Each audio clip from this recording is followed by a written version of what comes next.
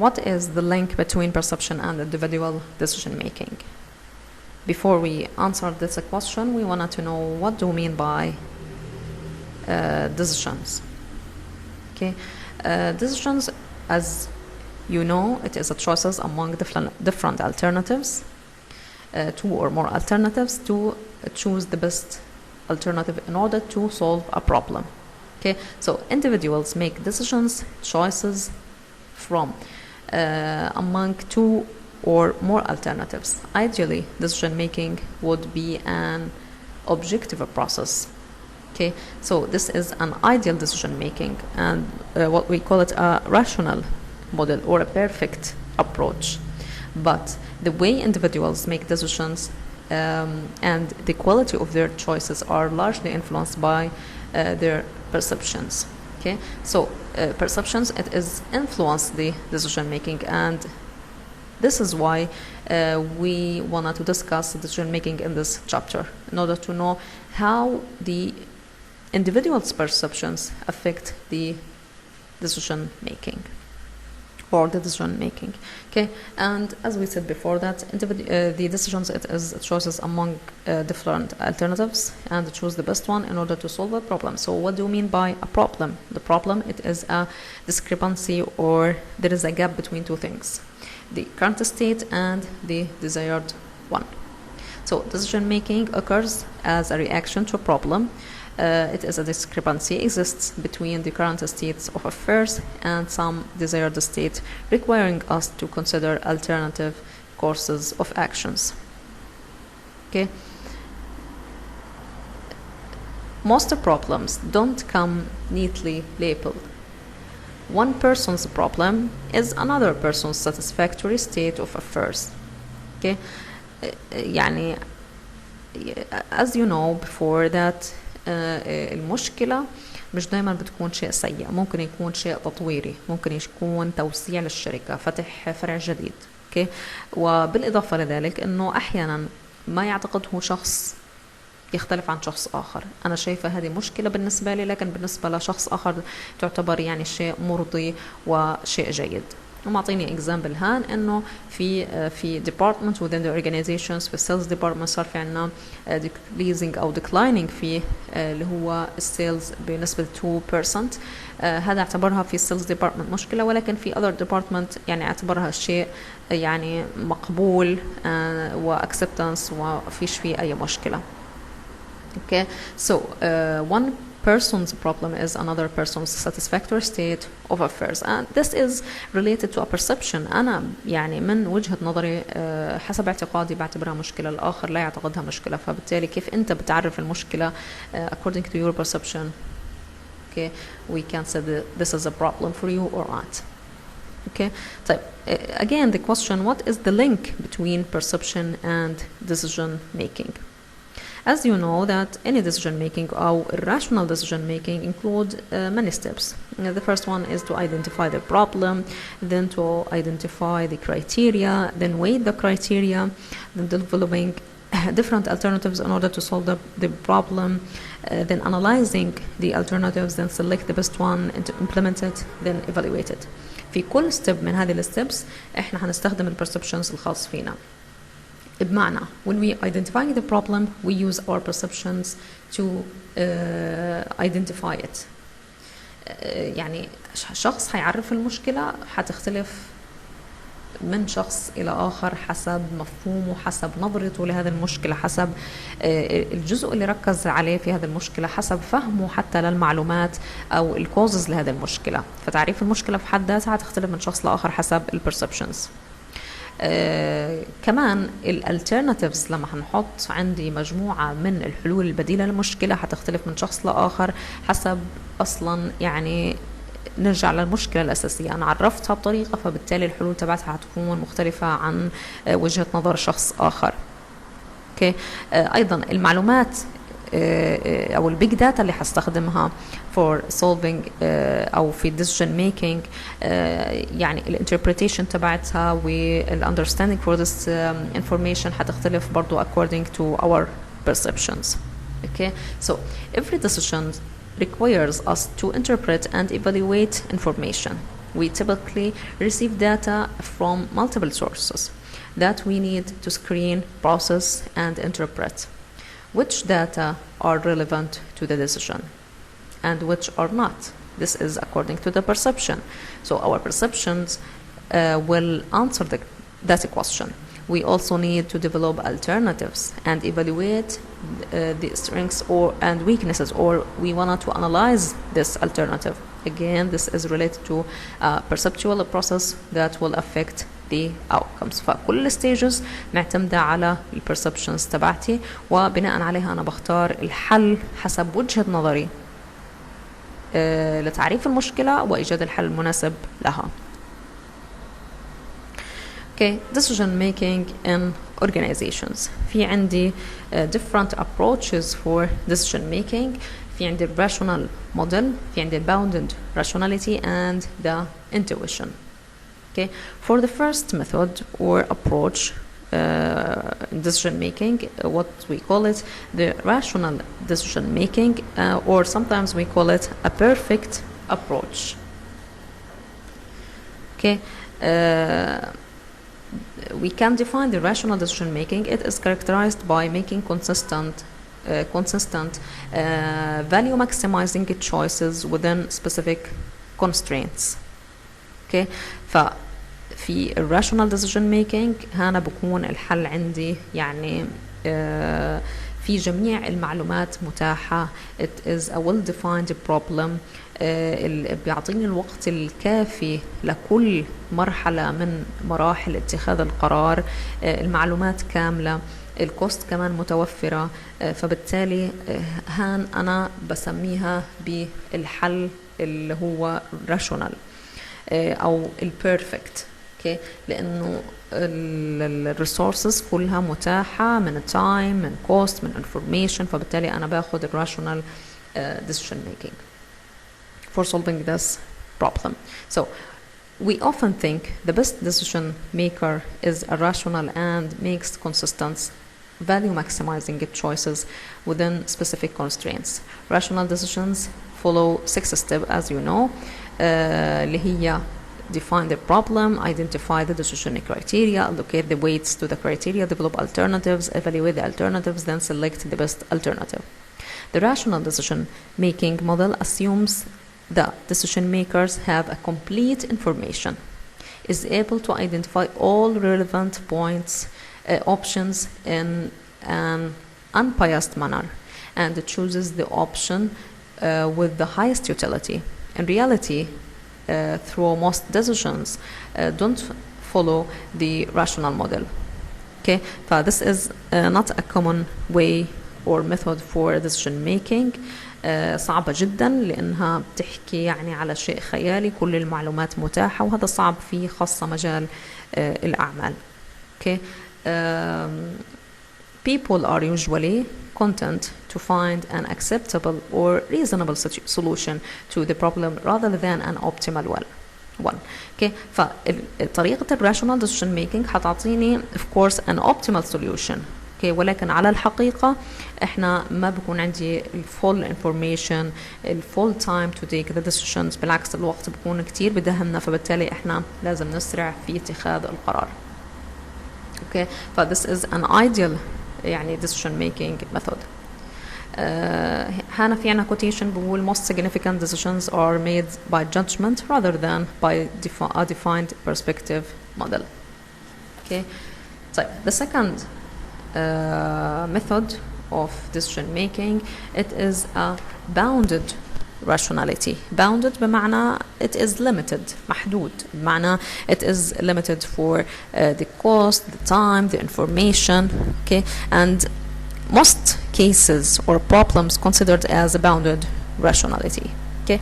So often we don't follow the rational decision making model for a reason. Our limited information processing capability makes it impossible to simulate all the information necessary to optimize. Okay, even if the information is readily obtainable, because we cannot formulate and solve complex problems with full rationality, we operate something called the bounded rationality.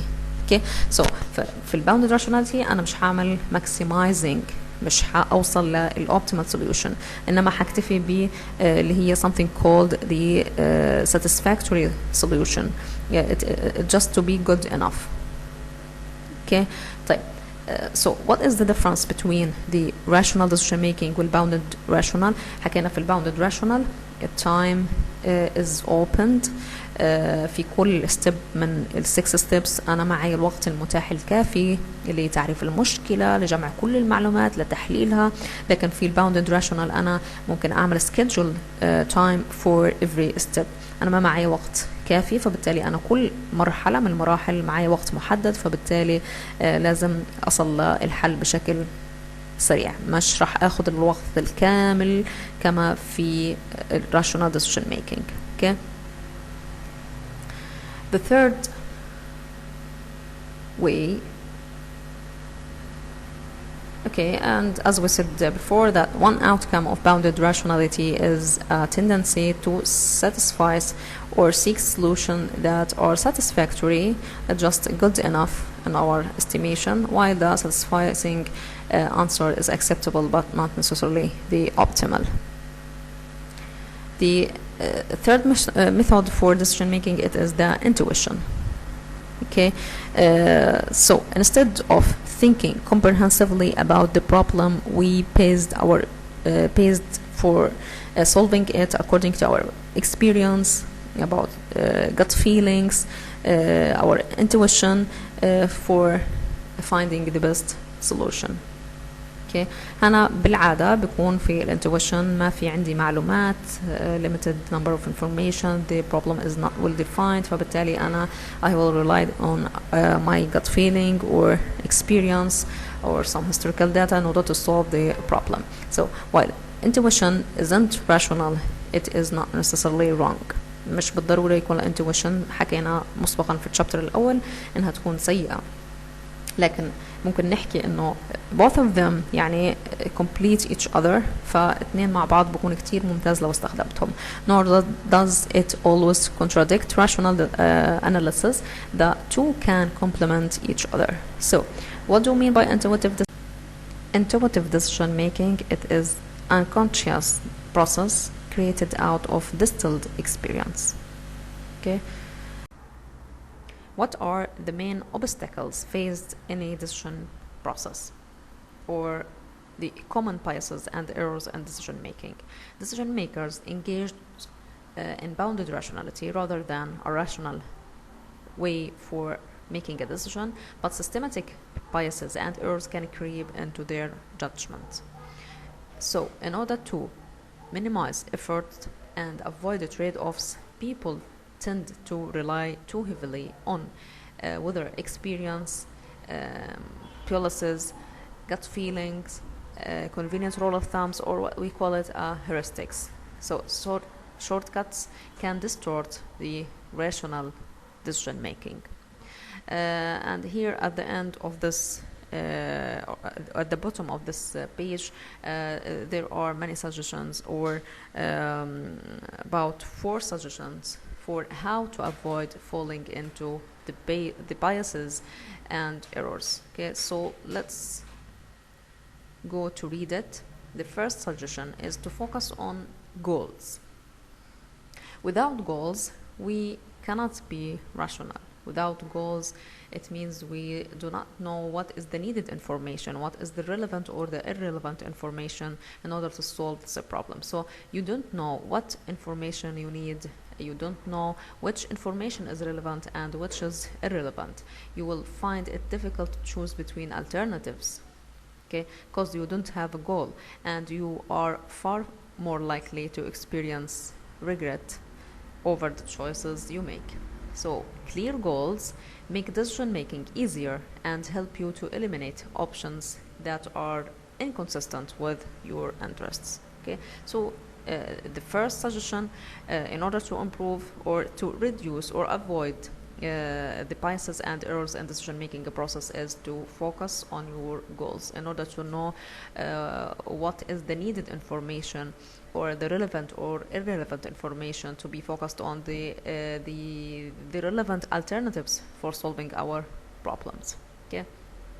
The second one is to look for information that this confirms your beliefs.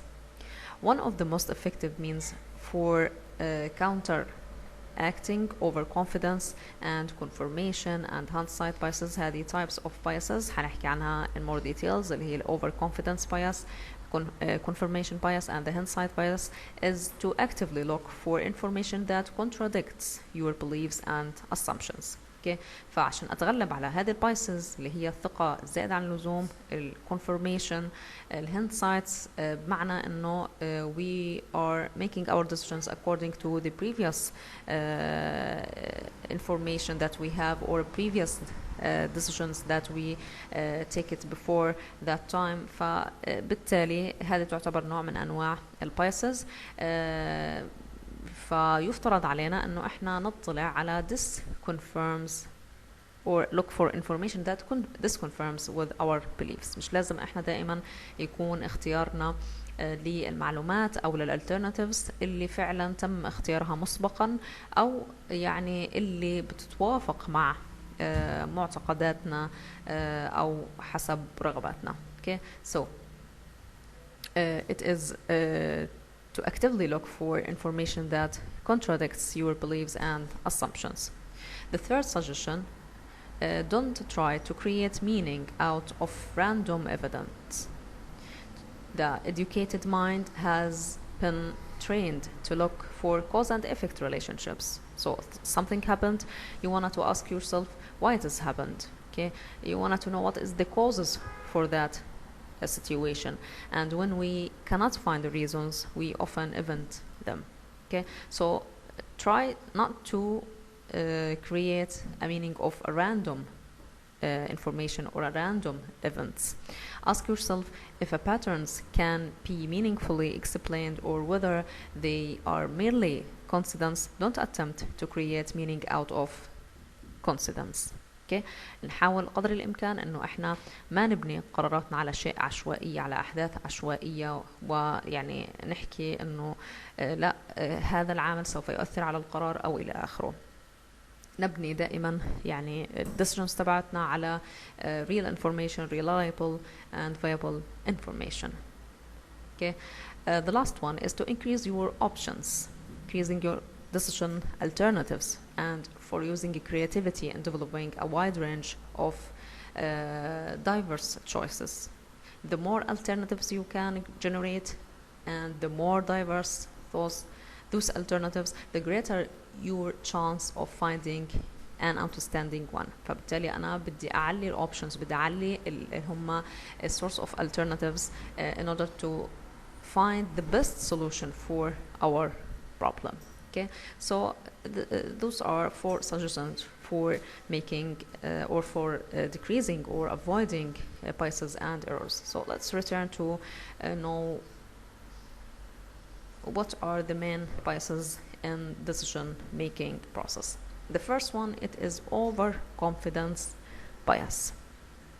Okay, and overconfidence bias, the persons they are overconfident about their abilities, their skills, their competencies, their performance. So overconfidence usually leads to mistakes in making the decisions.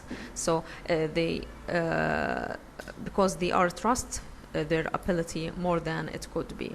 Okay, الconfidence as a يعني it is very important for persons in order to achieve their goals. ولكن احنا هنا بنحكي على overconfidence، تمام، على ثقة زيادة عن اللزوم ومش مبنية على يعني حقائق علمية. Okay, this overconfidence will lead to mistakes in solving problems or for making decisions. Okay, so we tend to overconfident about our abilities and the abilities of others. Also, we are usually not aware of this bias. Individuals whose intellectual and interpersonal abilities are weakest are most likely to overestimate their performance and ability, and this is a problem. If they have their intellectual and interpersonal abilities weak and they are overestimate their performance, so of course they will take a wrong alternative or a solution for solving the different problems. The tendency to be too confident about their ideas might keep some from planning how to avoid the problems that arise. Okay, this is for the first bias, which is overconfidence bias. Again, overconfidence, it means that the persons or the individuals, they are overconfident about their abilities, their skills, their competencies, or they are overconfident with about the performance of others. So this will lead for sure making mistakes in decisions. Okay, the second one, it is anchoring bias. And what do we mean by anchoring bias? It is a tendency to fixate or to focus on initial information and fail to adequately adjust for subsequent information. So we are focusing here on the initial information and ignoring other information, and this also will lead to mistakes in making a decision. This a problem or this bias اللي هي anchoring bias, it is related to decision making process, وداخل ال decision making process هي متعلقة كثيرا, it is related to the collecting the needed data. According to that bias, the persons or the individuals rely on their initial data or the initial data they collect instead of collecting all of the data which is needed to solve the problem. Okay, anchors are widely used by people in professions in which persuasion skills are important, such as advertising, management, politics, real estate and laws. فبالتالي حنلاقي هذا البايس موجود في هذه طبيعة العمل هذه اللي بتحتاج منا انه يعني نقنع الآخرين بشيء ما. Okay, so anchoring bias, again, it is a tendency to focus on initial information rather than to taking into consideration or collecting all of the needed data about the problem or the event. The third bias, or to give an example for an anchoring bias, here we have an example. When a prospective employer ask how much you made in your prior job, your answer typically anchors the employer's offer. لما بنكون في المقابلات وبيسألوا الامبلويرز الكانديديتس عن كم الراتب اللي كان يعني كنت بتتقاضاه في عملك السابق، فلما بحيعطيني رقم هذا الرقم أنا اللي سمعته أو المعلومة الأولى اللي أخذتها من هذا الشخص حبدأ أبني عليه يعني كم يتوقع مني الشخص لو اشتغل داخل المنظمة تبعتي. فبقول لي for example if you suggest a salary of $55,000, your boss will consider $50,000 to $60,000 a reasonable range for negotiation.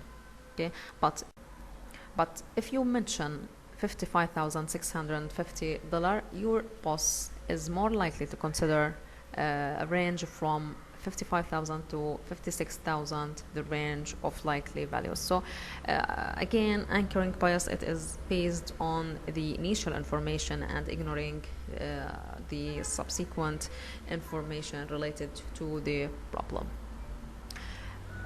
Another bias which is related to decision-making process, it is a confirmation bias.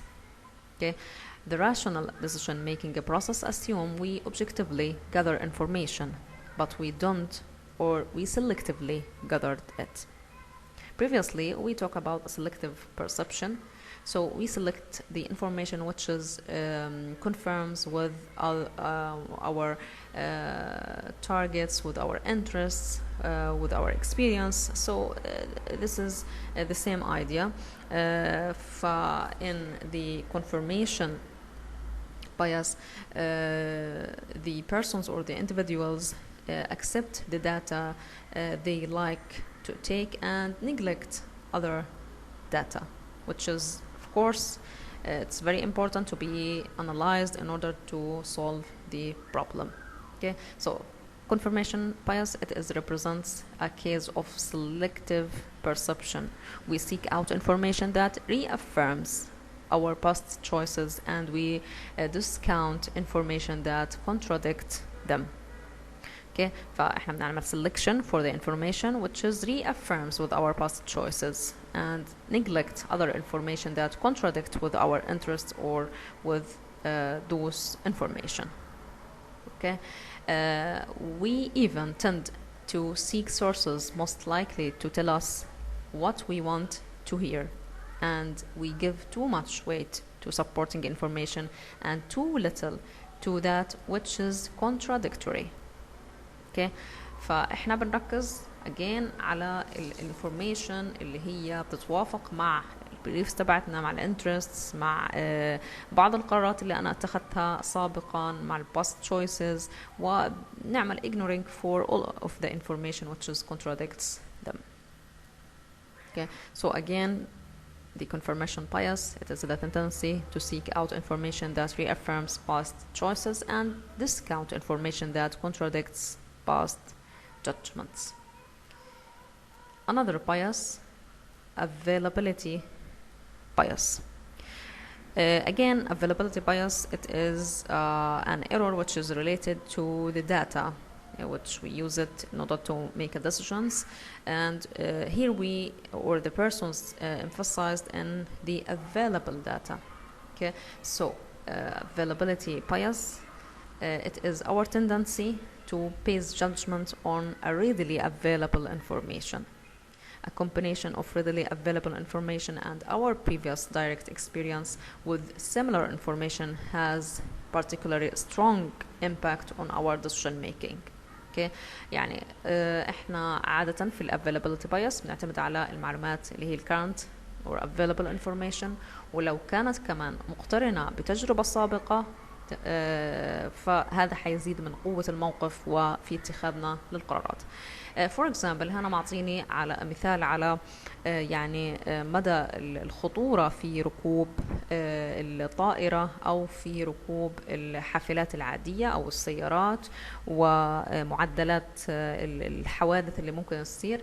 فبيحكي لي إنه الخوف الأكبر بيكون من الطائرة وركوبها، من الحادث اللي ممكن تعمله، رغم إنه حوادث السيارات أكثر بكثير، ولكن بقول لي هنا because the media give more attention to air accidents we tend to overstate the risk of flying and understate the risk of driving. لأنه في شغلة يعني أعطتني ال available information، كل الميديا متوجهة ناحية معلومات عن اللي هو الحوادث اللي بتصير من وراء الطائرات وليس عن السيارات. Okay, so again, availability bias, it is the tendency for people to base their judgments on information that is readily available to them. Okay, another bias, escalation of commitment. Okay, and what do you mean by escalation of commitment? The individuals at this type of bias, they stuck to decision even it is wrong. Okay, it is an increased commitment to previous decision in spite of negative information, or in spite it is a wrong decision. So escalation of commitment, again, it is referred to our staying with decision even if there is clear evidence it is wrong and we know that it is a wrong decision. And if we ask why, if we know that it is a wrong decision, why we take it? And we take it again, maybe because the persons feel that they done everything needed and or the fear of failure. اوكي فيعني بيتخذوا وبيصمموا على يعني القرار اللي تم اتخاذه رغم انه في خطأ.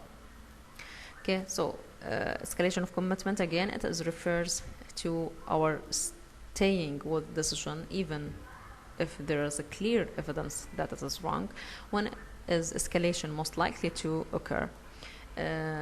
Evidence indicates it occurs when individuals view themselves as responsible for the outcomes. Okay, فيعني تبقى من الأسباب كمان اللي بترجع لأنه إحنا حنضلنا مستمرين على نفس هذا الديسيجن رغم إنه إحنا عارفين فيه خطأ، لأنه مش حابين نتنازل، مش حابين نبين إنه إحنا في عنا خطأ، خوف من الفشل، أو إنه أنا بعتقد إنه أنا عملت كل شيء ومن وجهة نظري هذا الشيء اللي أنا عملته زيادة عن اللزوم وصحيح، فبالتالي أنا بستمر على هذا القرار. Okay. Another bias or error, randomness error. Randomness error, it is a tendency of individuals to believe that they can predict the outcome of a random events. Okay, so a randomness error, it is talking about how we deal with data and how the persons tend to make meaning for some data that it is useless. Okay, so our tendency to believe we can predict the outcomes from a random events, this is what we call it a randomness error. Decision making suffer when we try to create meaning from random events, particularly when we turn imaginary pattern into superstitions. Okay, فالراندومنس انه انا بدي ابني نتيجة او بدي اتوقع نتيجة بناء على اللا شيء، بناء على بعض الاحداث العشوائية، وهذا طبعا يعني لا يجوز. اوكي ما في عندي يعني لوجيك في هذا الموضوع. اوكي ف again randomness error, there is a non-logic relation between all of the data. The persons here based their decisions on some data, and there is it is not a comprehensive way for making a decision, because again they are based on some data, so it is useless for solving any problem. Okay, كل شيء مبني يعني على العشوائية لا يعتبر يعني منطقي أو يعني أكيد سيؤدي ل mistakes in decision making. Okay, another bias or an error, risk aversion.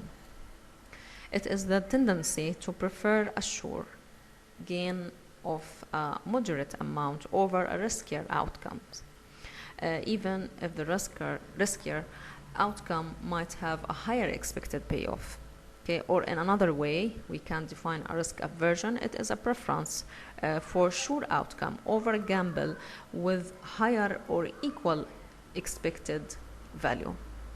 Okay, عادة احنا في عنا ناس بنسميهم risk lovers أو risk taking، اللي بيحبوا المخاطرة، بيحبوا يكون العائد أعلى من المعقول، لكن هنا بنحكي على bias اللي هم الريسك aversions اللي ما بيحبوا يخاطروا، يعني مقتنعين فقط بأنه يكون في عندي المودريت أو الشيء المعقول أفضل من أنه نحقق يعني outcomes عالية كتير مع وجود المخاطر. And here we have some implications for risk aversion. For example, to offset the inherent risk employees accept in a commission-based wage, companies may pay commissioned employees considerably more than they do for straight salaries. A second implication, risk-averse employees will stick with the established way or the routine way of doing their jobs rather than to think in a creative way or an innovative methods. إذا إحنا يعني risk aversions فحنضلنا على الوضع العادي، لأنه إحنا عايزين moderate outcomes، مش معنيين ب maximizing our outcomes. فبالتالي هيك حنلغي حاجة اسمها innovation أو creative way for maximizing our profits, okay, or to achieving our goals. Continuing with a strategy that has worked in the past, maximize risk, but it will lead to stagnation. The third implication, ambitious people with power that can be taken away. Most managers appear to be especially risk averse, perhaps because they don't want to gamble with everything they have worked so hard to achieve. So they are fear from failure, they are fear from losing everything that they do in the past. The last bias, which is hindsight bias, it is the tendency to believe falsely after the outcomes is none, that we would have accurately predicted. Or in another way, we can define hindsight bias. It is mistakenly believing that an event could have been predicted once the actual outcome is none. Okay. For example, if we said start to producing, then we will see the customer reaction. Okay. And here we can say that the insight bias, it is focusing on the final information which is related to decision or in the results. So after we take a decision and we reach a specific results, we then try to ask ourselves why we do that or why we don't do that. Okay. I think that we have to stop here. This is the end for lecture number 2 for this chapter. Thank you for your listening and good luck.